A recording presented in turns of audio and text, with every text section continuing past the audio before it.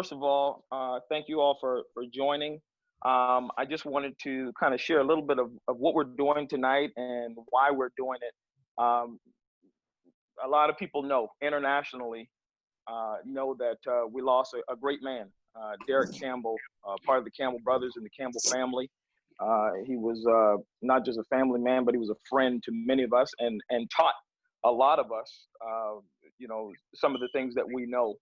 And so we wanted to take the time to not forget the labor of love that he has contributed throughout the years, decades of sharing his musical gift and just his gift as a person. And we didn't want to forget that. And we wanted to just kind of pay a little tribute to him, do something a little bit unique, because the Bible teaches us that a person who has done well is worthy of double honor. And so that's what we're going to do. We're just going to take that time. So that is the introduction. Now, the reason I don't play the steel guitar, we've got incredible sacred steel players that are going to be a part of this conversation. I'm a part of the conversation because Darick happened to be in my father's diocese. And so we wanted to do something on behalf of the state of South Carolina. Anthony Fox and Darick Campbell led the music department there. And so we wanted to do something on behalf of that. And so we're kind of hosting this. I'm just kind of facilitating the conversation. I don't know that I'll talk much after this, but I do want to give each of you an opportunity to introduce yourselves. So you just kind of tell us, you know, who you are for the people that may not quite know you, and then we'll just go to the next person. So why don't we start with Jason? Jason, you there? Yes, sir. Can you hear me? Yes, sir. Hey, thanks for having us on, man. Appreciate this. Yeah. I'm Jason Whitehead from Hartford, Connecticut. I'm actually a cousin of Darick Campbell and the Campbell Brothers. Just honored to be a part of this. Yeah. Thanks, Jason. No problem. All right. We can just, you guys can just jump in. Roosevelt, you there? Hey, everybody. What's happening, people? Hey. What's up? Hey, what's going on, y'all? This is Roosevelt Collier from Miami, Florida, representing Lee Boys. Miami, Florida. All day, man. Miami, Florida. We also have with us Calvin Cooke, the great Calvin Cooke, national, international recording artist. Calvin, you there? Yeah. Can you hear me? Yes. We can. Hey, I know Darick ever since he was a little boy, really all my life. And we toured and traveled together, and we had a good time together. So this is great that this is happening for him. And hopefully this will encourage the family and his brother who's on with us, to let him know that we love Darick and the entire family. Absolutely. Calvin, where are you at now? You spent quite a few years in Detroit, but you're not in Detroit anymore, are you? No, I'm in a place called McDonough, Georgia. All right. Thanks, Calvin. Let's see who else we have. I think I see Sean. What's going on? Can you hear me? Can you hear me? Yep. Yeah, we can hear you. Okay. I'm Sean Hickman from North Carolina. Thanks, Sean. Dave? Hello, everyone. My name is David Fonville. I'm from Atlantic City, New Jersey, and an avid follower of the Campbell Brothers. Yeah, for sure. I see Fat Man. Some of you all may not know him as Fat Man, but go ahead and introduce yourself, Fat Man. Yeah, my name is Gary Fat Man McKinney. I know my name is saying Justin on here, but my son was logged on the computer, so. But yeah, I'm from Detroit, and yeah, just love everyone here. I love everybody's style, and especially you know, Calvin and Ted when I was growing up, so they really influenced me. Glad to see Calvin on here. Same That's here. awesome. Yes, sir. Yeah, Keyshawn. Hey, what's up? My name is General Elder and Training State Bishop Online. There we go. There we go. You gonna get us all silent. No, no, this is Keyshawn. Good to see everybody from Columbus, Ohio. Just really appreciative to be a part, man. Darick has personally touched my life, man. The whole Campbell family and Calvin and everyone, man. We was just speaking earlier. It's a tradition that they just laid out for us all. We was all fortunate to be a part of that, Elder Beard and everybody. So it's good to be here. Thank you. That's awesome. Anthony. Yes, I'm Anthony Fox with the Fox Brothers of Charleston, South Carolina, and I was privileged to have Darick Campbell as my lead steel player. And it was just grateful to have him. Yeah. He did a phenomenal job closing out the State Assembly, this past State Assembly. It was a pleasure to see you two working together. Dante. Hey everybody, this is Dante Harmon. I'm so happy, I'm in Atlanta, Georgia, so happy that we can all do this to pay tribute to Darick Campbell, and just excited just to see all of my brothers here just joining together for an assertive effort to pay tribute to Darick. Chuck, we love you, man. Yeah, we love you, Chuck. Prayers are with you. And many of you all may not know, Dante may have spent more physical time outside of Darick's family with Darick than any of us in the past years, because how close did you all live together, Dante? Darick was probably about 20 minutes away. Wow. Yeah. So yeah, Darick would come over, man, sometimes 1 o'clock in the morning. we start shedding. So it was no limit. Yeah. That's awesome. Yeah. We've got Robert. What's up, everybody? You know, What's up? I'm happy to be here to, to talk about and to remember Darick Campbell. You know, it's what's strange is most of us have big musical families, and it's probably never happened that you have two great steel players as siblings. Yeah. And it speaks to how great the Campbell family is. You know, I looked up to those guys and studied those guys. And growing up, how Darick, became just as professional and just as a different style of great player as his older brother, Chuck Campbell, who we all call the professor of the steel guitar. And so growing up watching Darick play, only you could practice his licks. Darick was a student of Ted. He was a student of Chuck. He was a student of the Jewel Dominion. He knew how to play all the songs. Yeah. He knew all the changes. He played precisely, great tone, concentrated on his tone, how he was playing. He knew all the hymns. So to me, that's what I got from listening to Darick, because like I said, it's rare that you have two brothers that are great at the sacred steel style of guitar playing. So we were honored. I'm honored to have grown up and watched him until the day that he was no longer with us, to always study from him and to learn all of these licks and to talk with him just to learn how do I become as good as Darick Campbell and the Campbell brothers were. And they are. And so it's great to be here with all you guys to share these memories and to talk about these things and to remember Darick Campbell in this great, unique way. And a lot of you all don't know, but Robert's ordination papers are up for him to become bishop. He's been on trial for about 3-4 years. But I think this is your year, Rob. Nah, bro, this is for all of y'all, man. This for all of y'all. I think that's for Fat Man and Dante and Keyshawn and all of them. See, Cecil is Jason's brother. We all kind of grew up together. All of us. You hear the states. New Jersey, New York, South Carolina, Michigan, Georgia. We all just kind of grew up together because we would have the national convention for those of you that are watching outside of the church that we all grew up in, the House of God, where I met Darick. But we would go to just individual conventions, and then we developed friendships that became family. So Cecil is here. Cecil is Jason's brother. You want to say something, Cecil?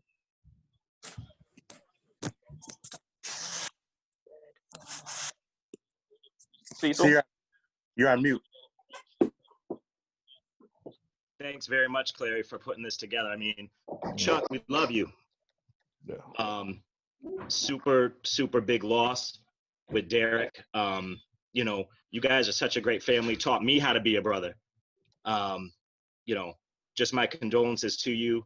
Again, Clary, I'm just reliving memories from childhood. It's so good to see everybody, Dante on the drums in Nashville, so many good memories. I love all of you. We need to do this more. Yeah, for sure. All right. I think I got just about everybody. I got Anthony, Jason, Cecil, Calvin, Keyshawn, Sean Hickman, Roosevelt, Fat Man, Dave, and so Chuck is here. Some people call him Chucky, but he is the 1-2 combo for the Campbell Brothers. And personally, when I tried to learn how to play steel for about the 10 years that I tried to learn, and it wasn't something that God had gifted me, because I wasn't on the level of the guys that are on this particular Zoom call, but I wanted to be just like the Campbell Brothers, and I wanted to play chords just like Chuck. And I cannot tell you, I wish I knew, but I have spent so many thousands of dollars trying to get the right pedals, the right strings, the right bar, the right guitar, so I could be just like the Campbell Brothers, particularly Chuck. So Chuck, you want to say something? I'd just like to say I appreciate the love. This is a forum. I think as I appreciate what Dante, your series have been doing with Robert and Calvin and others is really inspirational. I'm gonna miss Darick. He was, we had a lot of competition on the stage, and it was just a beautiful thing, but it was very great inspirational competition. And I'm gonna really miss him because he was the soul of the Campbell Brothers. In other words, he played licks and hooks and rhythm parts, whether it was lead rhythms or chord rhythms, because he was a great drummer. And he did things that really brought us together, musical group, and really enjoyed playing with several of you guys. And I can tell you how much I really appreciate what we have as a family, as the Sacred Steel family. And it's been tough, it's been up and down, but I really appreciate this. And this is really good for me. And I can't tell you how much we love you all. We talked about you guys on the road all the time, and all you guys are just fantastic players. And I just appreciate everything you've done, and looking forward to moving on. Darick has done his work, but we have to continue on. Absolutely. And all to know that keep praying for us in the family. And it's a long time before I get to something normal. But I really appreciate everything, and this has really been nice. And that the tribute that you did on Facebook, all you guys, Lord forgive me, I almost cursed. Y'all played you behind off, and Thank you. Every one of you, and I really appreciate it. It really sounded good, and it was really a nice tribute. Thank you. Yeah, and I want to thank the Campbell family for kind of allowing us to participate in doing something like that. So all right, so I'm going to just open it up, and you know how we do. Just like if we went out to eat after church, we just talk. So there's no particular agenda.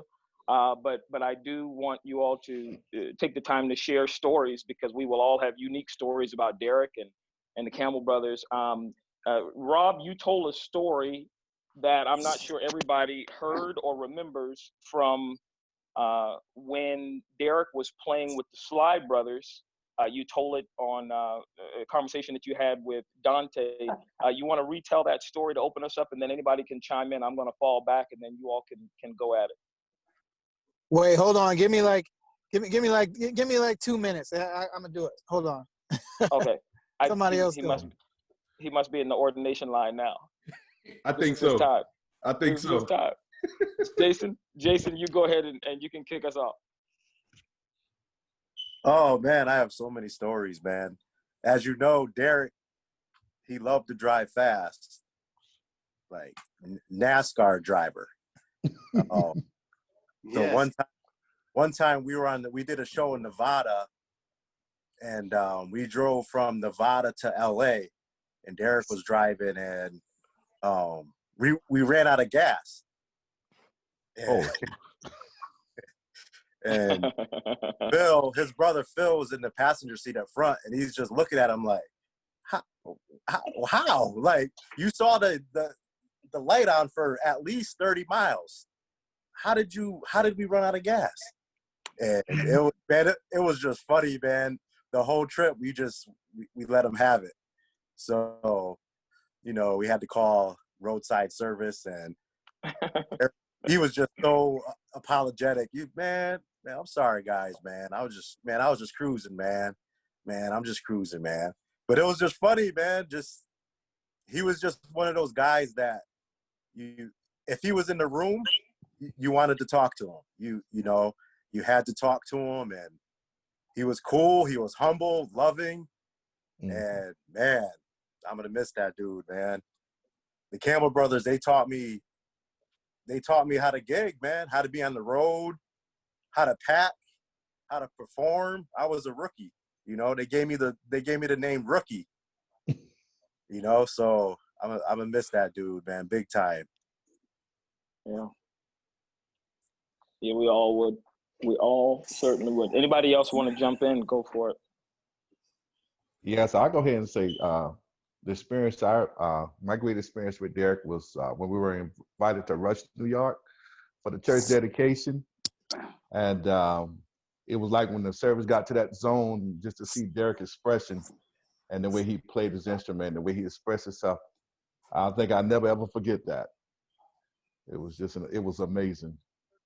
And certainly I'm going to miss Darick. Well, I could tell my story now since I got here, but we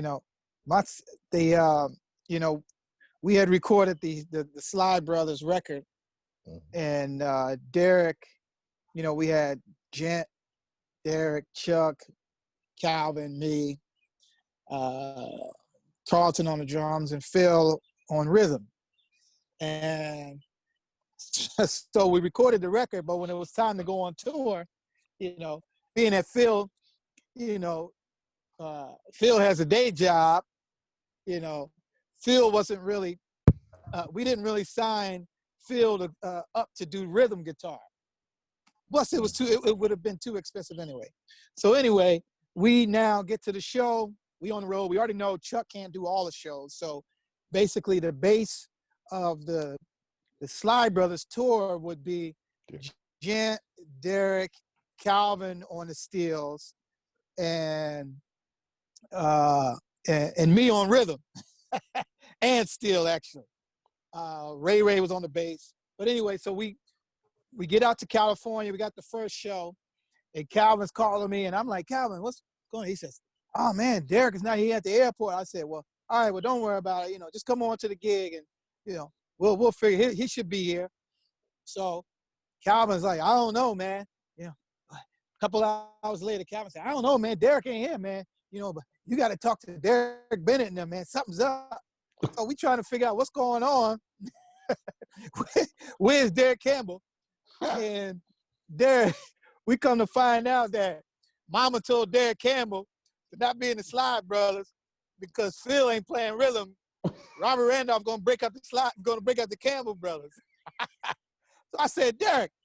I called him on the phone. He said, hey, Randy. He called me Randy. He said, hey, Randy, I'm sorry, man. But I can't come without Phil, man.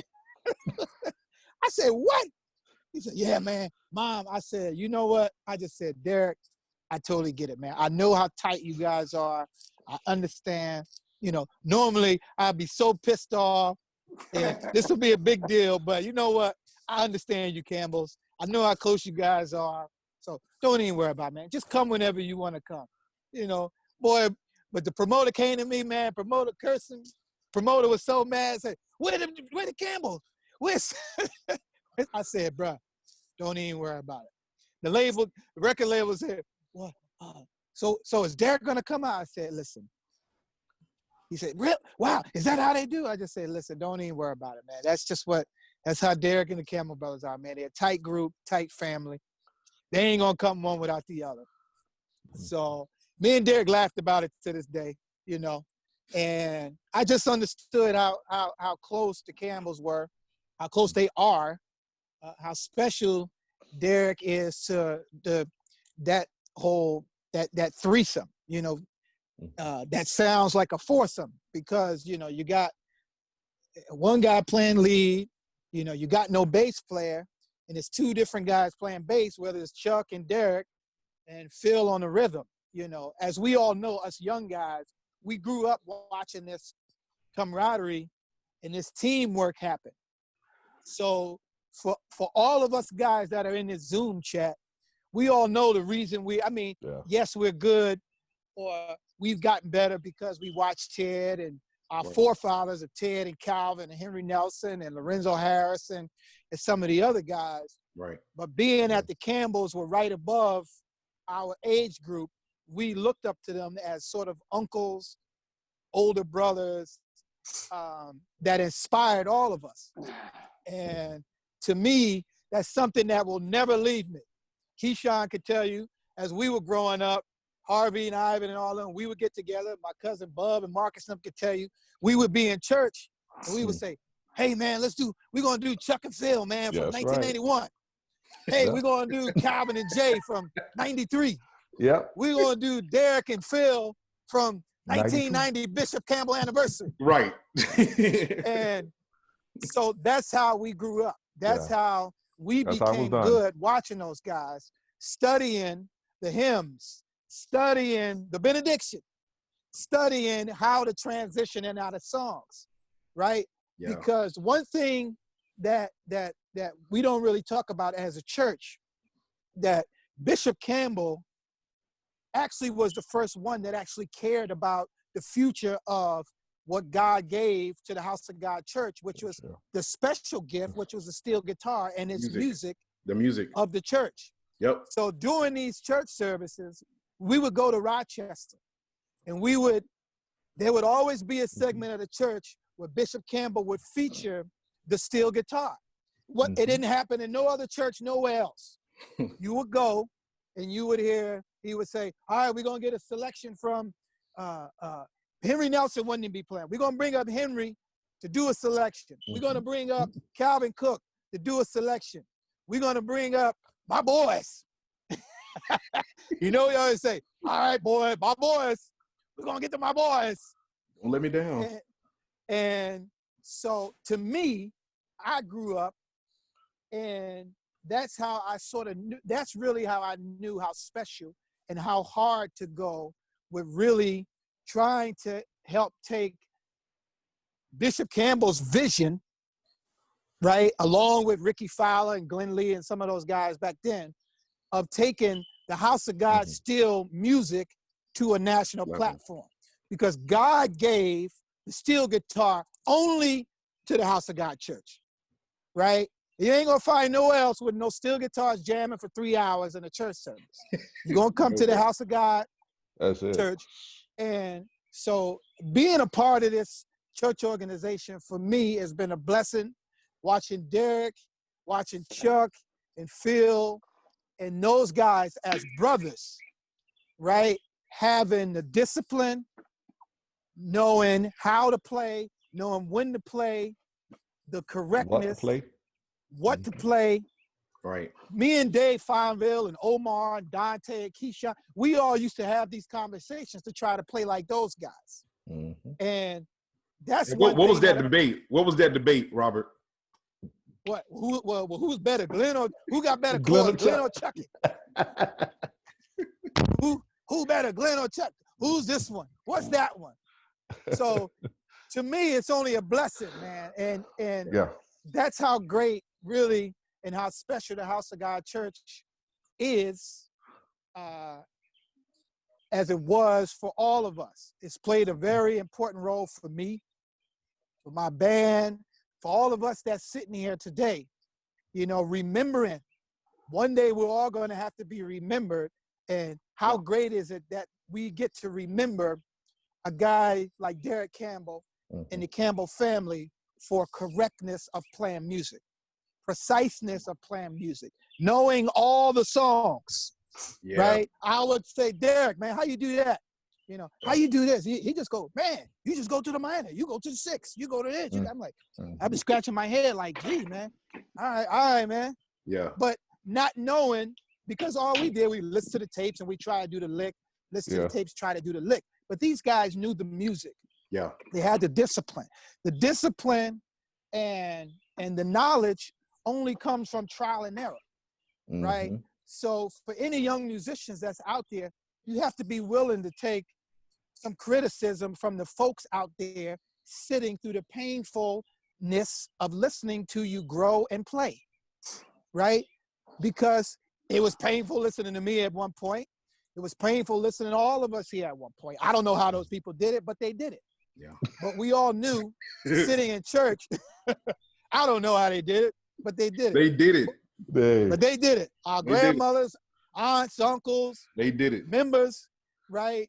So for all of the young musicians out there that's tuned in, I don't know how many people are watching this or listening, but it's very important to listen to the church. And I'm sure Calvin could speak more about it because I've learned a lot of this stuff from talking to guys like Calvin and Ted and Glenn. You know, you have to keep your eyes on the congregation. You just can't play to yourself. You know, that's something, I don't care if you go watch a tape, an old tape of Calvin and Chuck and Ted and Darick.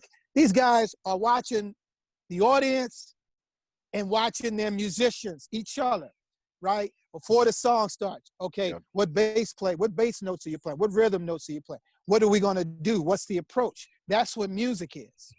So I'm just happy to sit here and talk to you guys since I never hardly get to talk to all you guys here and be with So all Robert, I'm listening to you, man. I almost feel like you done got saved on us real quick, man. You touching my heart. COVID-19 saving folks, man. No, man, you know it is. It's just the truth, man. And you know, and for me, you know, growing up, you know, because I had to learn how to play in the same state where the great David Fonville also plays. You know, so growing up watching him was a treat. And so for all of us, we all knew there was a certain feedback we would get. There was a certain humbleness we always would get told to have. You know, I'm sure Jason know from his grandmother and his dad and all of them, the same thing, right? So for you younger guys, you got to be humble yourselves, right? I'm still humble when I get around all of these guys, Calvin, Ted. It actually scares me. Dave Fonville, you know, it scares me a little humble because I'm like, man, I remember I was just trying to play like these dudes. You know, I'm just trying to, and I'm still trying to play like I'm trying to do all of this. So I'm really delighted and I'm happy. I got so much joy talking about this stuff because this is home base, you know. So I'm gonna just leave it at that. One of y'all guys could go because I could go all day talking about you know, these dudes, man, because I grew up watching these dudes. You know, I studied these guys. So, you know, study to show thyself approved. I forgot to mention this at the top, but when we were talking about putting together the music tribute, that link is out there for anybody to see. But when we were talking about that, I was on the phone with Robert. This Zoom call was Robert's idea. He said, you know what we should do? We should all get together and let's just chop it up, man. Great idea, Rob. So Big I up personally Robert. thank you, Rob. Robert always coming through. Yes. Well, I think, you know what, we should give time to let Calvin talk, because there's so many stories, so much wisdom that Calvin has. And so, you know, I like always shut up and sit down when Calvin talking. So whenever him and Chuck talking, so it's kind of like, you know, so go ahead, Cooks.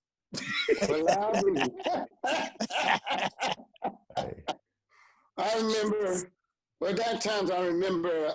Hey, Uncle Calvin. Hey, baby, how you doing? I'm good. How you doing? Good, good. Love you. Same here, baby. I remember the time coming up when we were learning. We took over from a generation that was before us. Henry wasn't there when I had started. He had left or something and playing somewhere else. He came back later. And we started playing and started changing the sound of music in the church from the Nelson sound. When I come in, all I heard was the Henry Nelson sound and the one before him.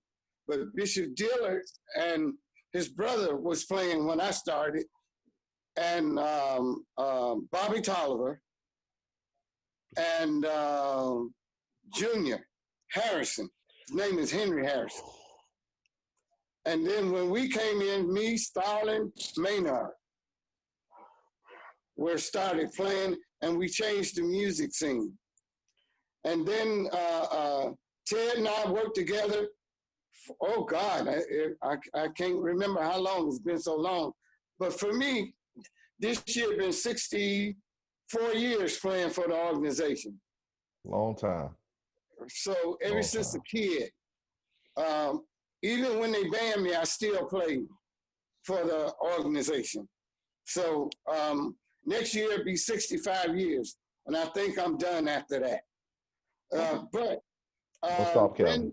when our generation, like me and Ted, started playing, then Chuck and them would play drums with us, and then they would, then Darick, Phil played the bass, and then later on, when they started promoting to the pedal steel, I got one. Chuck came and set my steel up and showed me how to play the pedal steel. That was in 19, I guess y'all want to know, don't you? Sure. That's way back. And then I learned that, and then Darick started playing the steel. And then we practiced a lot with each other. But one thing I remember, when we were all dreaming that we wish we could go on the road, play, become professionals, and Chuck and them had a room upstairs in the I said balcony, but up in the attic. And we all would play. I was looking at that tape yesterday. Wow. We would play stuff up there. The chosen few. The chosen few. And I was looking at that tape and not realizing that we would wind up playing those same songs. Wow. Don't be uneasy. God's gonna ride this train. Yeah. And so all of us kind of come up together, even though we played for his father a lot, and then all over the church. Back then, people sent for us to come and play. But after y'all started playing, they started leaving us at home and tell us we don't need them no more. So then a generation with the Campbells and then y'all behind them, things change. So I've seen from where I came from before I got there, and then watching all the generations. And now y'all got a generation after you all that's coming up to play. So being with Darick, we practiced a lot and showed each other different things, but Darick was good on remembering what we played and what year it was. Wow. And he always say, go to so-and-so, 19 so-and-so, when y'all played this. He can point out each year when each one of us played Had a something. memory like an elephant. Yes, that he liked. And then when we would go over to Europe, we play together. We had a lot of fun. We give eye signal to each other, go ahead on and play, and each one would do their job. And I never forget that. Those were the good old days. But from where we started until where we are now, Darick is a part of that process, because I never thought this would ever happen. No. Never thought I would play this long in the church with everyone, and never thought we would go overseas. Never thought we would play all over the country in the United States, and never thought that I would last this long to be a part of you all's generation, to hear you all. So, and it's been great. Great to play with Darick on the Hendrix tour. It's still great to play with Chuck on tour. That's one of the best things I enjoy doing. And it's a beautiful thing to play with Dante when he comes over to visit. And when I go and see different ones, and hear Sean, Keyshawn, all of you.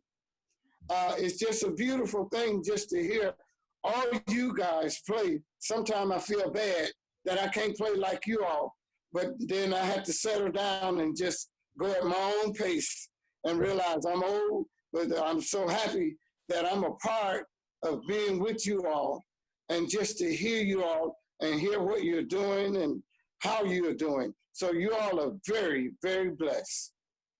Thank you. We appreciate that, Calvin. We just trying to keep the legacy going. We're just trying to keep the legacy going. So I guess I keep the conversation going. One of the things, or two, I should point out two things, and I guess I'll stray away from the music for a second. Darick was a fast driver, and he could cook. Yes. Wow. Darick was a very fast driver, and he could cook. So my fondest, I spent a lot of time with Darick, and we would practice or whatever, but some of the best moments we had were when we were on the road together. And when we used to go to the assemblies, and I'll never forget when I moved to Georgia, we went to Alabama. I'm not going to tell y'all how long it took us to get to the woods of Alabama with Darick driving. 15 minutes. Exactly, Calvin. and literally. But I think the most fun too was, like, Darick could cook. And I think, I talk about his cooking because when he would come over, we didn't have anything. I didn't have anything. I didn't cook, and he would be over late. So, I try to whip up something for him, and I'm trying to impress him because I know Darick can cook. But the funny thing is that when he cooked, it was almost a replica of his playing. Like Darick's cooking was almost like synonymous to his playing. So if you heard Darick play, you watched him cook. Wow, that's awesome. Yeah. That's what's up. So I guess you want to know what see, Darick, what's crazy is a lot of people don't know Darick was my secret weapon, right? Oh yeah. because see, Darick would show me the stuff Chuck wouldn't show me. I say, hey man, tell the truth, Rob. I say, hey man, how Chuck do that move, Darick? You got to butter him up first. You butter him up real good. Say, hey, Darick, man, listen to this Chuck lick, man. I can't get it. How you do it? He go, hey, man, yeah, man, you go over here, you go over there, and you do this, man. You go, man, hold on, let me get on the steel. Let me show you. That's the truth. So, so Darick would always show you them secret Chuck licks, Because when Chuck show you, he gonna show you a different way. You're gonna say, man, that ain't how you doing it on the tape, man. You got to sit down and figure Chuck stuff out. Chuck is technical, so he gonna show you the technical way. Yeah, he know 10 different ways to do the lick, and I'm like, nah, man, I'm not gonna land the same way you landed in church, man. If I do it that way, that ain't it. Let me call Darick, man. Chuck, you want to say anything? Chuck ain't got to say nothing, man. We loving on him. We loving on him You today. don't want to say nothing. we loving on him today. Yeah, this is really for Candace. This is for you guys and your family, and for the New York diocese and for the Georgia State diocese, and the South Carolina State diocese, Georgia number 3, Georgia number 4, Northwest Texas number 4, Utah number 2, Florida number 7, Florida Hawaii 0.5. Shut your face. Pensacola, Florida number 6. You know, but this is for you guys, and like I said, we all could sit here and talk all day, you know, about the Campbells, the family, Darick, because it's really left a legacy, you know, on this church and for all of us. Yes. You know, and the fact that we have this information, and you know, some little kid somewhere is gonna pick up on this information and keep it going. You got Fat Man here. He ain't no little kid, grown man now, but you know, he done picked up all that information, and it's just gonna keep going, especially if we can continue to do stuff like this, you know. So I ain't got no job now anyway, so you know, we shut down. So I got all the time in the world to do this kind of stuff now, you know. So, let me share this too about Darick. Darick was a very spiritual player.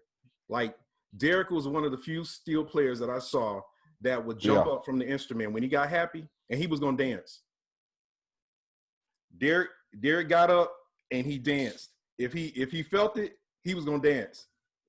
And I love that about Darick. Yeah. I mean, I remember when Darick went down to Georgia, man, and he came back, man, and played that Saturday night in the New York State Assembly, man. Him and Phil, man, tore the house up, man. You know, it's just these moments, man, that, you know, I mean, guys, Dave, Keyshawn, Anthony, Dante, you know, y'all know how I was growing up, man. You know, this is all we used to do was put these tapes on, whether it was a cassette or a videotape. We would call each other. We would try to bribe the other person to trade off a certain tape, because, you know, say, hey man, I got that Jewel assembly from '86, man. I trade you for Chuck and Phil 1991, man. You know, I trade you for Darick Saturday night. Macon, Georgia, man, for Calvin and, you know, General Assembly Saturday night, you know. Y'all know how that stuff was. And that's what helped us all get to who we are today, you know. So, you know. Go ahead, chime in, Dave. I just want to piggyback off of what everyone has said, specifically Rob, because the Campbell brothers had, I guess, 2 or 3 good things, great things going for them. Yeah. That's the quality of sound. I mean, how the music sounds, like not cheap sound, but like professional sound in a traditional church setting. Their impact on the service. You know, it just their approach to a song. You know, I seen where during devotional service where somebody was dying down, and Chuck just bring it back to life. I'm like, man, ain't nobody standing up. Next thing you know, Chuck hit a note and just scream out. Everybody's back up, shouting. Yeah. But that's real. Absolutely.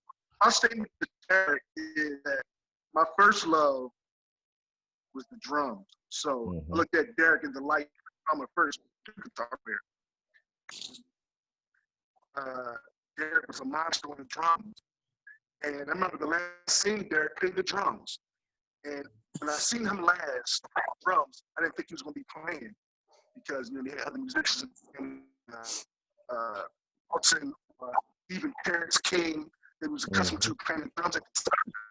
And the last time I seen Darick play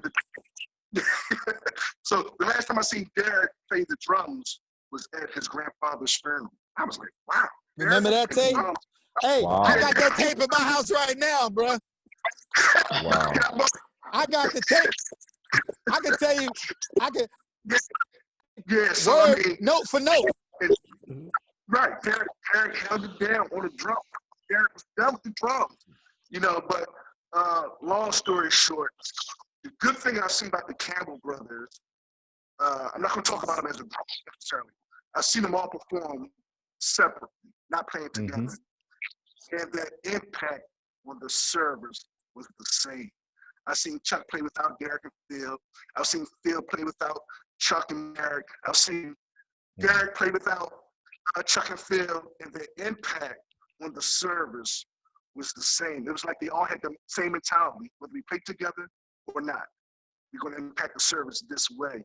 And like Rob said, honestly, there's been many years I didn't make Nashville, but I didn't worry about making Nashville because I made New York State Assembly.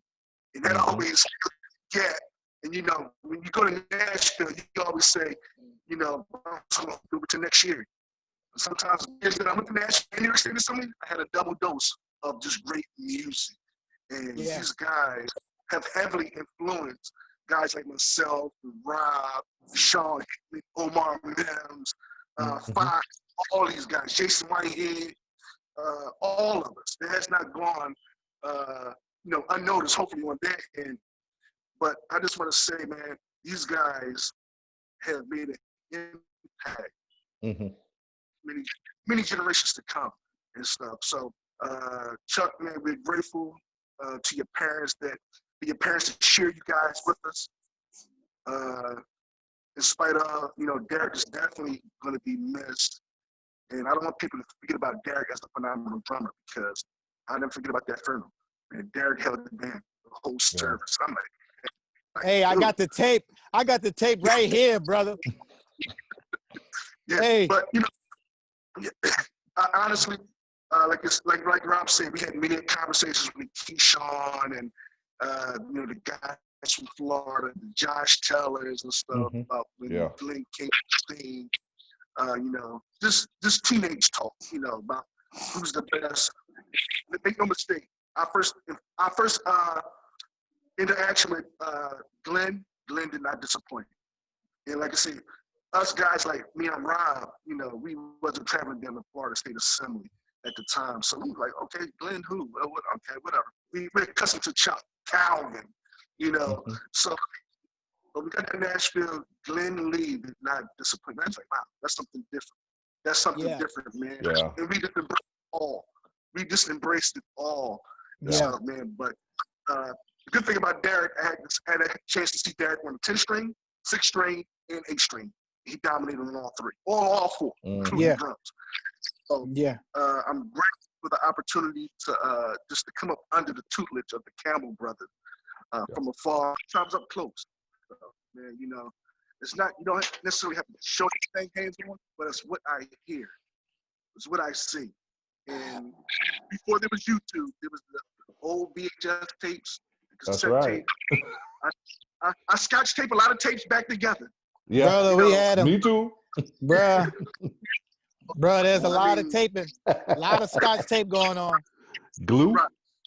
Right, glue, exactly. And honestly, right. And the good thing about going to Rochester, man, Rochester always had a special feel to it, man, because as you pull up to the church, sometimes you're able to park close, and sometimes you have to park up the block. But no matter where you park that church echoed from the outside, from the inside out, and vice versa. And, you know, it's like, wow, they're in there rocking. they're in there rocking. You hear them off the block, just, you know, so, but it was always a pleasure to just listen to these guys. And I want Chuck and Phil and Carlton, all those guys, you know, man, you guys have heavily influenced my style. Yes, yes. How the service, the song. I can't quite do it like you guys, because nobody can do it like the originators. But like Rob said, man, how did you do that lick? A lot of rewinding tapes and a lot of put in practicing, man. But you guys have influenced more than you probably think, or probably more than you know. But it was a blessing. It's a blessing, man. You know, and I don't know. I mean, I kind of just get speechless thinking about this stuff. because it's, you know, I mean, when you think about it, like, what will we all be doing now? You know, if not for these guys, you know, I mean, if not for the steel guitar, No, if it not wouldn't be the for, same. I mean, long before it was coined sacred steel, this was No. house of God music, right? And our grandparents, our parents, great-grandparents, right? My great-grandfather, grandmother, Bishop Davis, and his wife grew up under this music, and all of us. And it is then carried on to us traveling, like Calvin said, traveling around the world, sharing these gifts, this music that I took as a certain piece from all of you guys here and all of these guys that we're talking about, right? That's how the legacy continues on, you know? And sometimes I try to tell people, it's not always like what notes I'm playing. It's about, look at the professionalism of what those guys are doing. You understand? Like, hey, look, these guys know every song, you know? Like, Chucky's actually playing the chords to the song.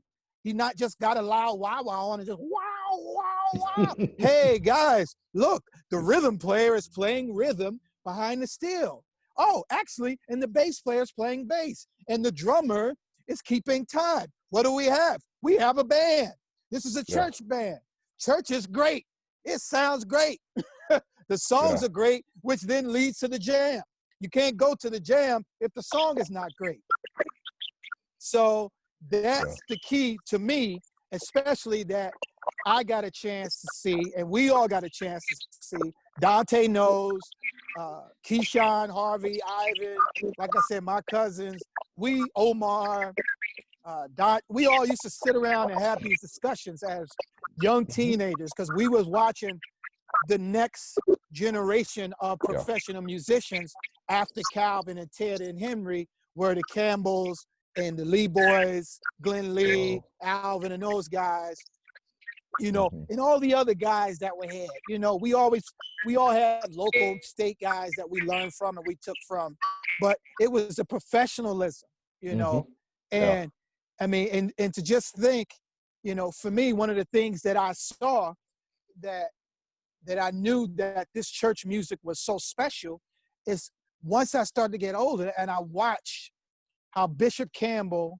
would feature, like I said, the music, the steel guitar, when nobody, it was unheard of. It's like, well, what is he doing? What's going on here? He go like, all right, the preacher didn't preach, all right, come on, Henry, come on, Calvin, right?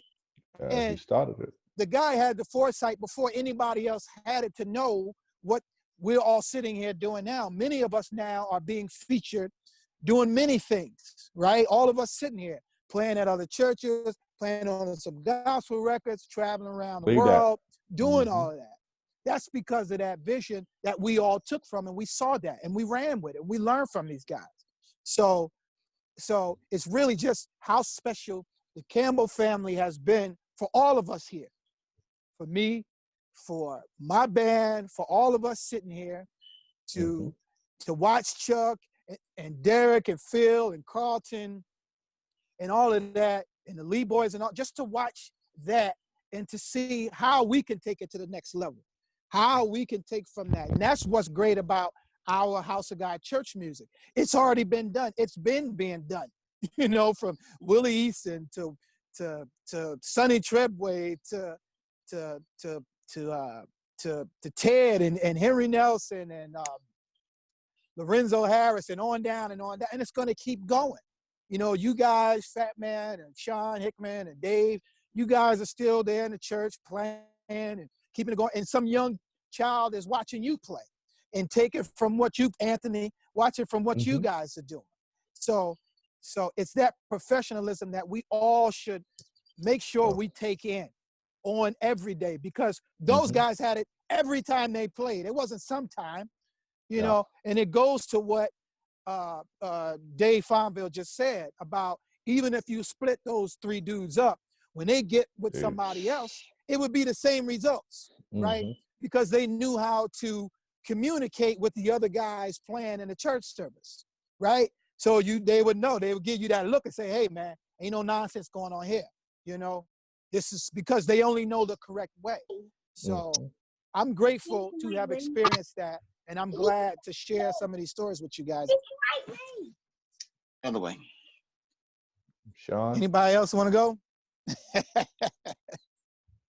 Sean? Yeah. Well, I'll say, growing up in North Carolina, I didn't really get to see a lot of these guys all the time, like Rob and Dante and David, and got to grow up seeing them play in church services. So most of the time when I saw them, it was in the General Assembly. And when I heard them, it was like, man, who are these guys?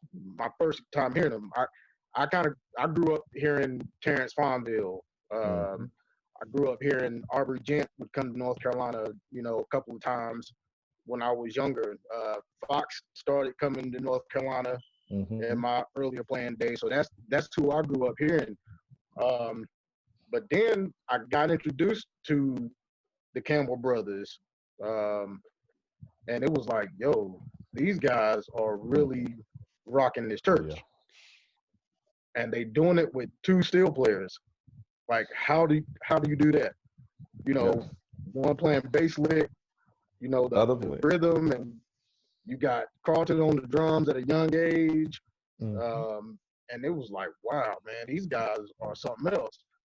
So I gravitated to the Campbell Brothers. You know, it was like, yo, that's what sound I like. I want to be able to just jam as hard as I can, and then just boom, on a dime, bring it right back down. And that was something that I learned from them. I remember one time in Nashville, after I think it was like maybe a Friday night service, Chuck was playing, and he was playing at Sierra. And at that time, you couldn't get up if you didn't get up there right after there were no talking to these guys, because everybody was up there talking to him, and it was like, yo, I just want to meet him, tell him who I am. So my first time meeting him, he says, "You ever play my guitar?" And I said, "No, sir." He said, "Sit down and play." Hands start shaking, thinking, what am I going to play on this man's guitar? He said, "Here, just press these 2 pedals, the A and B pedal." I pressed the A and B pedal. He said, "Yeah, young fella, good job." Got me right on the hot seat. I'm like, yo, okay, good experience. Didn't learn nothing, but good experience, because I got to play this man's guitar. And that was like the biggest deal to me. And then later on, maybe like 5 or 6 years ago, I finally got to actually sit and talk with these guys after a show that they done here in North Carolina, down in Durham. Chuck may remember that, but me and my wife was invited down from a friend. We got off work, went straight to Durham. And that's my first conversation was with Darick and Chuck. I asked Darick a question. I said, because I always liked his style. He was smooth, and it just seemed like he would, whatever he felt, that's what he played. Yeah. And I said, man, what do you be thinking when you're up there playing? He's like, I play what I feel. I play how I feel. And that stuck with me. You know, a lot of times people try to tell you, oh, you need to play it like this. You need to play it like that. But I hear Darick in my head, and he says, nah, man, you just play it how you feel. God will appreciate it if he knows you mean it, and that's your gift to him. Like, cool. So then after the show was over with, Chuck invited me up. I was standing there watching him play, and he's going through all these, you know, chord changes and doing this and that. And I'm saying, man, how you doing? And he's like, oh, man, don't worry about that. That'll come. I'm thinking, okay. Well, what you using? Oh, man, don't worry about the effects. Just learn your notes. Right. Just learn your notes and learn how to pick. And that's all you need to know. I'm thinking, man, this dude is hard. He's like, you know your songs? I was like, I think I do. Well, you need to go back and practice if you only think. And I was like, yo, this dude. And they've always inspired me to go outside of the church and still represent how they grew up and the church that they grew up in. That's always inspired me to say I can step outside the church and still represent and still do the things that I know, you know, hey, it's music. You know, like I said, I didn't get the privilege of hearing them a lot in live services like some of the other guys. Yeah. But when I did, man, my ears were wide open because I'm trying to figure out how's he doing, like Rob said, how's he doing this? How's he doing that? You know, my guitar set up like his, but I can't do that. You know, things like that. Walk away with something. Know, walk away with something. Give me something. And like I said, that one memory was the A and B pedal. That was my that was my memory with Chuck. The A and B pedal. That was my walk away.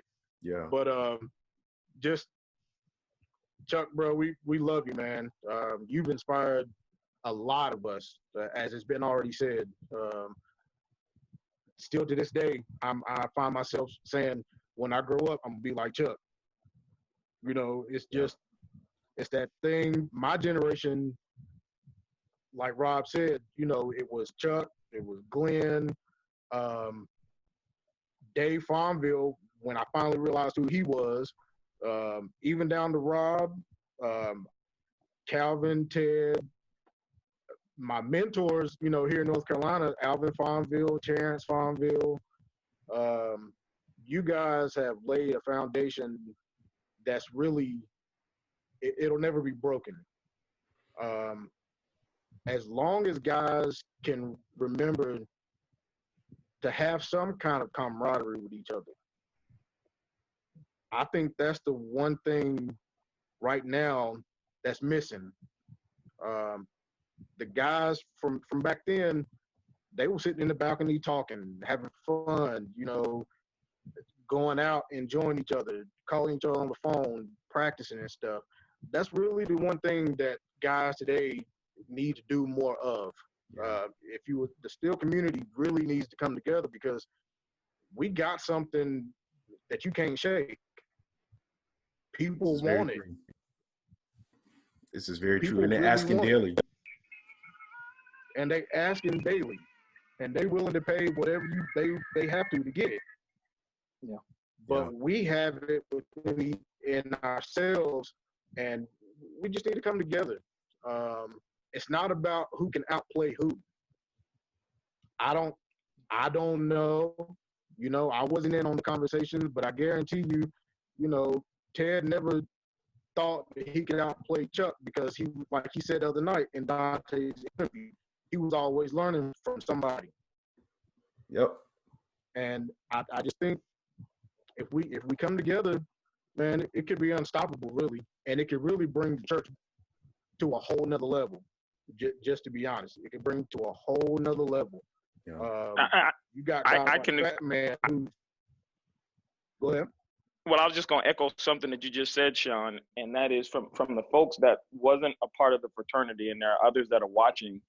You know, we weren't a part of the fraternity of all this giftedness that's here, but I would want to, you know, just shake the hands of these guys, you know, Chuck and Phil and Darick, because not necessarily because, you know, I wanted to be a steel player, I wanted to be, you know, one of them or in that fraternity, but because I knew that God had given them something that he didn't give to everybody.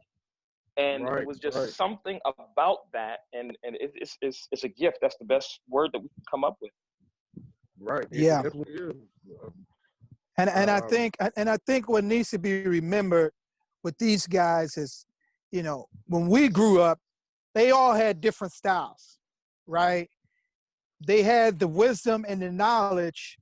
Like okay, let's talk about Nashville. If you would go to Nashville, you would get Ted, Calvin, who's ever not playing that day, they would watch what the other guy's doing to know musically, we got to come with a different style tomorrow, right? Or to know, okay, let's ride this wave of what these guys built last night or this morning or yesterday, right? And that's what we saw happen, right, Dante, Dave, and all you guys, Anthony, right? We saw that stuff happen where it was Henry one night, Calvin one night, Chuck one night, Ted one night, Glenn. Like that's some crazy stuff, man. You know what I'm saying? That was heavy. Like it's heavy, man. And you know, and not only that, they all had the crews in which they played with. Yeah. Right. And the professionalism was all the same. The timing of the drums was the same. The rhythm player played rhythm. The bass player played bass. Right. Steel player played. Right. These guys were on the job, man. And to have watched that, right? And just think, we're talking about something that's 30, 40 years ago, really, when you're talking about watching all four of those dudes play. This is true. So the question is, you guys need to ask yourselves, right? And I even do it to myself when I'm playing. I'm like, well, gee, how do I get back to basics? How do I get back? What am I missing? What am I doing? What are we not doing right? How do we get better? You see what I'm saying? Right. How do I get the dudes that I'm playing with to understand, hey, we got a band up here, man. Like the jam is only gonna work if we all in it together. That's right. Right? The song is only gonna work. Like you can't start playing diminished chords and I'm playing minor chords, right? I don't care what you learn on Facebook and Instagram and YouTube Live and all this kind of nonsense, right? You gotta figure out, okay, we all rowing the boat this way. We all gonna play the minor on the minor. We're not gonna do a new thing unless we practiced it or unless we discussed it. Right. That's the only way it happened. Anything else, there's, like I tell people, there's a reason why when you get up at choir practice, right, and you rehearsing a song that was already recorded by Hezekiah or Ty Tribbett or somebody, you already know what it sounds like and you know what not to do because the song's been recorded and rehearsed already. Right? So if somebody decide like, hey man, I figure I'm gonna throw this in there. Like, bruh, you can't throw that in there. It's not in the song. The song was already recorded already. Right. Right? Only way we can do it is if we all get together with the singer and everybody know we're gonna land the notes on the chords all in the same spot together. Yeah. Right? So for Sean and Fat Man and you guys, like, right, you guys, this ain't for Dave because Dave already know how to play everything. So but Anthony and his family does it, right? And for you guys to make sure y'all carry that on because we saw that growing up. We witnessed that. A lot of you guys don't have that chance to witness that. Like I said, Henry Nelson would show up with his wife and his daughter on a three-piece, man, and they'd be getting down, right? All playing the same chords together, all playing the same music together, right? We wouldn't necessarily classify his wife and his daughter as professional musicians, right? But guess what? They are because they're playing it all together. So that's what I tell people. That's the sign of a professional musician. It's not that we're out here making money or we out here got gig. No, professional is, like Dave said, the tone, the sound, the gear, the changes. What are we doing? Does it sound beautiful? Yeah. You see what I'm saying? Yeah, so iron sharpens iron. Yeah, and I tell many people there's many professional musicians playing at church, right? Every Sunday. So don't be afraid to go to church and be the great professional musician, right? Because being professional is showing up right. That's what I learned from watching Glenn Lee and the Lee Boys. This cat got his brother, got, I forget the other cat on the bass, and got Benji. Them dudes, we would watch tapes of them recorded of rehearsing on Saturday afternoon. You see what I'm saying? So we watched that stuff. And so like I said, I can't talk enough about how special Chuck, you, your brothers, your father, your grandfather, all of y'all were, right? Because you guys have passed it down. When I see Carlton and the Bennett boys, like they get that professionalism from y'all because they know that's the ceiling, right? Like you can't talk to Derek Bennett and Carlton just about notes. They're gonna be like, nah, man. So what is it? And Carlton always tell me, hey, tune that guitar up. What are you doing? Like, you know, you got to go to the minor. You got to go to the F6 minor. That, you know, whatever, right? And that's what professionalism is. So I'm done. Go ahead, Larry. Well, I was just gonna say something real quick. Jason and Carlton, he was talking about the professionalism that had been passed down to the next generation. Jason and Carlton came and played the state fair in Indiana one year when I was living in Indiana, and just the professionalism that Carlton had, and Carlton was very young back then. He's still young, but the professionalism, he was always about, okay, we got to do this on time. We got to do this right. We got to be in this place. We got to make sure that we're on key. We got to make sure the tempo is right. And at that age, he could not have gotten it anywhere except for, from the generation before him. Yeah. I would be remiss right now. I know that everyone probably affectionately know her as Dee Campbell. She's with her mother. And we would be remiss if we didn't allow you all, or just, first of all, thank you. Thank you for coming on. The choir director. The choir director. Rob already told the story. The choir director told the story of what happened when Darick didn't show up to the gig and why he didn't show up. And it was because his mom told him that Phil wasn't there. Hey, Deke, how you doing? And there she is. How you doing, Deke? And now you hear the rest of the story. Yeah, you hear the rest of the story. Wow. She didn't realize that y'all could see her. She's like, wait a minute. We could see her. We love you. We love y'all. Almost 80-year-old people are on these different platforms, but God bless her. Yeah. They want you to say hi. Hello, everybody. I'm doing fine. Good to see you. She's trying to see who all's on here. It's me, Robert. That's Robert. Hold on, let me scroll through. Where you at, Robert? I'm right here. You see me? Yep, there's Robert right there. Oh, hi, Robert. What's up, Deke? Hi, Dave. Good evening. How you doing? That's David. Thank you. Hi, Dave. And there's Gary McKinney, Fat Man. Hi, Gary. Calvin. And there's Clary Jr. Hi, Clary. Hey, how you doing? I'm doing great. Calvin is somewhere in the dark. Hi, Calvin. Hey. Dark. Calvin, we can't see you. Right. Calvin, did y'all pay the bill? I don't know what happened. There's Big Country. Oh, Peter. Hey, how are you? Good to see you. Hey, Dick, we need you to turn to page 132, common meter.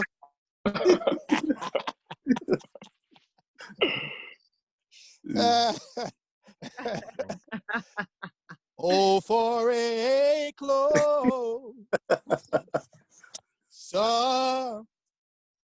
And if you have a good story about Darick, Darick, yourself on mute. What in the Yeah. world? Sorry, I hit something. I said, make sure y'all learn the hymns. Learn the hymns. Learn the hymns. That's what he was singing, the common meter. That's what he just Learn the said. hymns, saints. Good Now, night. I do want to know why Darick used to like to sing so much. He enjoyed singing. Oh, Why- yeah. Wait, what you trying to say? You don't think he was a singer?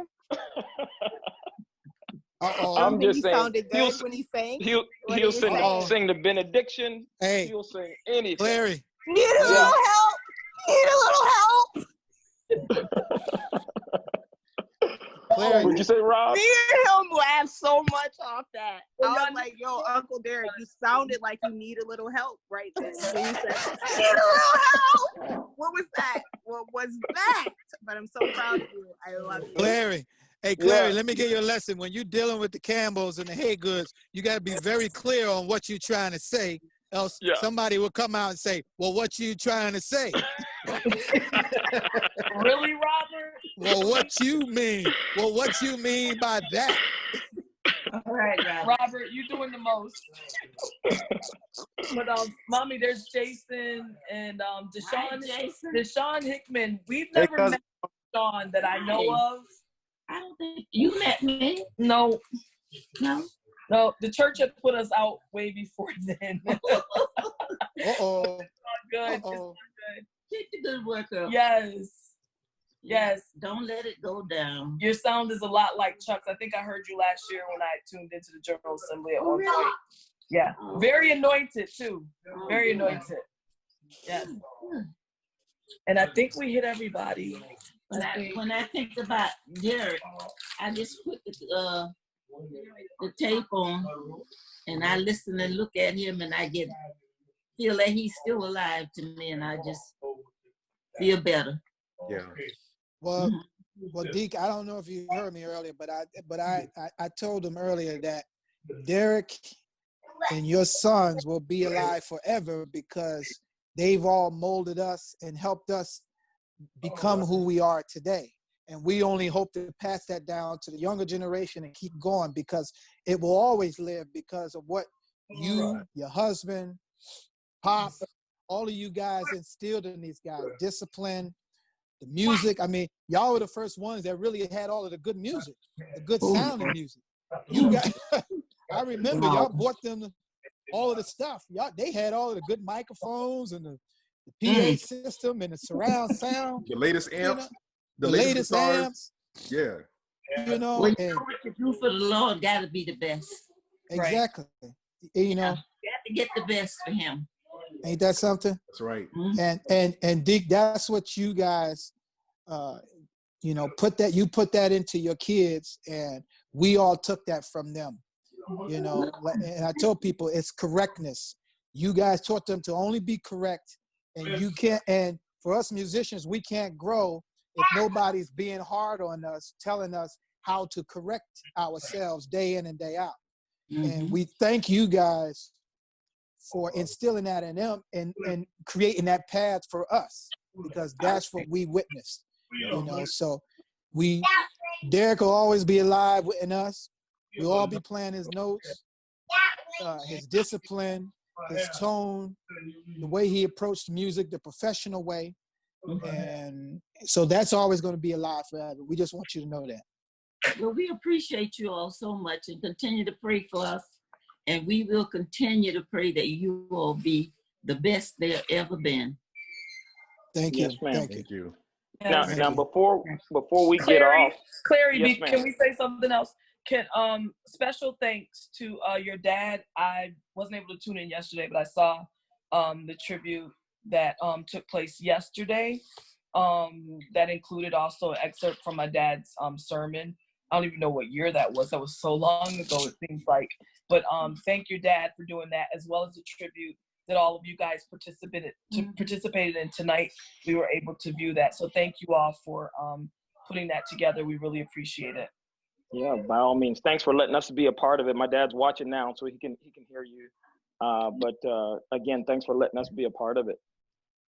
Before we conclude tonight, and you know, we can stay on as long as you all want, but I do want to do two things. I don't think Fat Man has said much, and Fat Man is a preacher, so maybe Fat Man, you can offer a word of prayer for the Campbell family, and then go ahead and, you know, share. You've been kind of observing, so go ahead and share your own personal reflections. Well, you know, I'm the youngest one here, the young buck, so I've been trying to take everything in, soak everything in, and I appreciate everything everyone said, and I always, well, you know, I grew up, like I said, in Detroit, so I was only hearing Ted and Calvin. I had the luxury of hearing them all the time, like, you know, state assemblies, conventions, or whatever. But I think Harvey Shaw, he had gave me a tape of the Campbell Brothers. He said, well, you ain't ever heard the Campbell Brothers? I'm like, nah, I ain't up on no Campbell Brothers. And he introduced me to, and then that opened up my my plan, actually, because, you know, like everyone is saying, that they had a professional sound. And I was thinking to myself, like, do these guys ever make mistakes? Like, you know, it was unheard of. But I want to tell this one story about Darick. You know, I'm going to keep it real here. And we know Darick was he had a sense of humor. So when I had to play, I think Dante had invited us to play for a convention there in Florida one of the years. And we was in the back, you know, when I was playing my music or whatever. And all of a sudden he started messing with me like, hey man, what you got? What you got, man? You can't outdo your uncle. You can't outplay your uncle, man. What you gonna do up there? So he was messing with me the whole time, had me nervous. So by the time it was you know, once I got to play him, but he came to me afterwards like, hey man, you got it, man. You know, no. But I always liked his sense of humor, man, and he always had very encouraging words to say, man. Yeah. And then his performance that day was really, I mean, really mind blowing. He had that song, "A Change is Going to Come." He had it like somebody was singing it. Even my wife, she couldn't believe how well he played that song. And so, you know, and I'm always at Chuck house. He know it.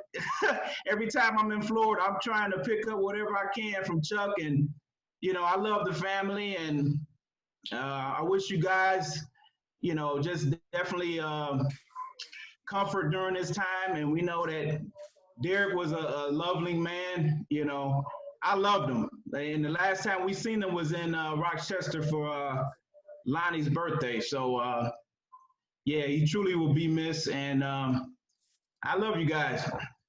I didn't know if you want me to do the prayer or whatever. Love you too. Thank you, man. Before you pray, let me see if anyone else wants to say anything. Is that you, Rob? Yeah, hold on.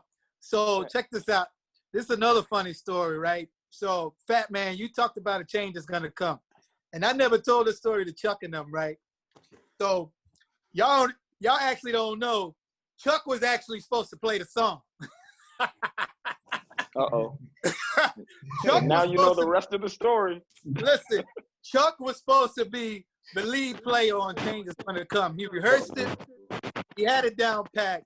And Chuck don't even know, like, so when they was recording the song, John Medeski called me and was like, hey, man, you know, Chuck is really adamant about recording this song, man, but man, I just got a version of Darick playing it, and Darick just smashed it, man. What do you think I should do, man? I said, hey, let me hear. Hold the phone up to the speaker. Let me hear. I said, bruh, tell Chuck to go. I said, tell Chuck to go ahead, man, because it ain't gonna get no better than that. Ain't none of us gonna play it no better than that. So keep Darick part. That's the song right there. He's like, oh man, you think what Chuck gonna say? I said, don't worry about what Chuck say, man. Can't nobody else play it no better, man. I got your back, Chuck. Yeah. Keyshawn, anybody else want to say anything before we log off? Keyshawn, anyone? Oh yeah, no, I just real quick, man, just want to say how much the Campbell family, man, just had a special way, man, of making you just feel important. You know what I mean? Just making you feel good. And I know this one particular story with Darick, man.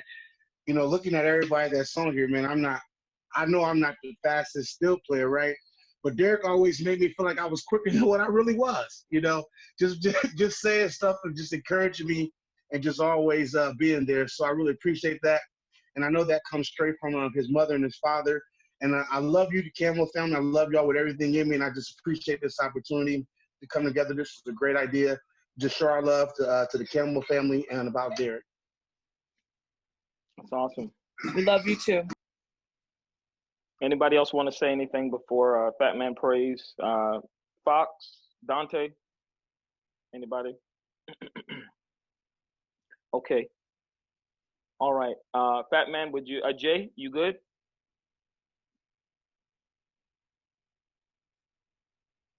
Okay. Yes, sir. I'm good. Thank you. Sounds great. Okay, Fat Man, would you pray us out? Okay. God, we thank you for this time. We thank you for all the ones that's gathered here, Lord, all these musicians, all these loved ones here. Oh God, we cherish this time, Lord Father. We ask that you allow us to have comfort, Lord Father. Bring this time of sorrow, but let it be joyful, Lord Father. Help us, Lord, to bring this, allow this to bring us together, Lord, as one. Oh God, help us, Lord, to continue to bring this music to the way where you want it to be, Lord Father. Help us, Lord, to be able to play like you want us to play, Lord Father. I ask that you give comfort to the Campbell family, Lord Father, and all those, Lord Father, that's been affected by the death of Darick Campbell, Lord Father. We pray that you will give us strength, Lord Father, during this time. We know that Darick, Lord Father, will want us to continue to go on and play music and sing and be joyful, Lord. We know, Lord Father, that his heart, Lord, that he loved us, and we will continue to play music, Lord Father, for him and for you, Lord God. Help us, Lord, to allow this unity of musicians, Lord Father. Help us to be able to give one another and share ideas to one another and be able to help one another, Lord Father, because we know it's not all about us, Lord Father, but we need the other ones to encourage us and help us, Lord, along the way, Lord Father. So I ask that you will bring comfort to everyone here, Lord Father. And we know it's going to be a great day, Lord, one day, Lord Father, when we all get together, Lord Father. We pray, Lord Father, that you'll give us strength, Lord. We thank you for all your many blessings, seen and unseen. Allow us to be everything you're calling for us to be in these last and evil days. In the name of the Father, in the name of the Son, in the name of the Holy Ghost, in Jesus' name we pray. Amen. Amen. Amen. Thanks, everybody. Amen. Thank you. Love y'all. Thank you, Dante. Seeing y'all. Bless you all. Thanks, Dante. Absolutely. Right. All right, man. Y'all take it easy, man. You too, Rob. All right. Love you all. All right, Chuck. All right, take care. Thanks. All right, man. Right, Thank Chuck. you. Daddy. Peace. You guys don't want to